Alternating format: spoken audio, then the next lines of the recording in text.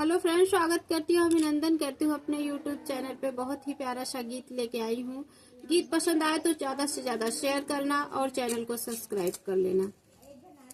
ओ गोटेदार चुनरी आना ओढ़ के, ओ गोटेदार चुनरी आना ओढ़ के, राम भी आना लक्ष्मण भी आना, राम जी आना लक्ष्मण भी आना, सीता मैया भी आना ओ चुनरी ओढ़ के, सीता मैया भी आना ओ चुनरी ओढ़ के, ओ गोटेदार चुनरी आना ओढ़ के, ब्रह्मा भी आना विष्णु भी आना, ब्रह्मा जी आना विष्णु जी आना, सरस्वती माया भी आना ओ चुनरी ओढ़ के, सरस्वती मैया भी आना ओ चुनरी ओढ़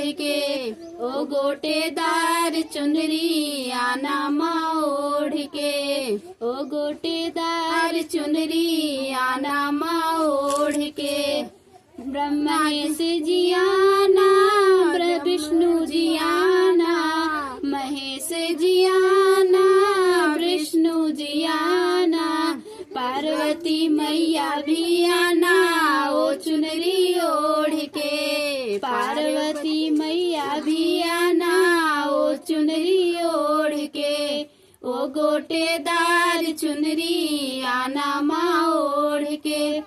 बहुत बहुत धन्यवाद। गीत पसंद आए तो ज्यादा से ज्यादा शेयर करना और चैनल को सब्सक्राइब कर लेना। मिलते हैं नेक्स्ट वीडियो में, तब तक के लिए जय श्री कृष्णा, जय श्री राधे।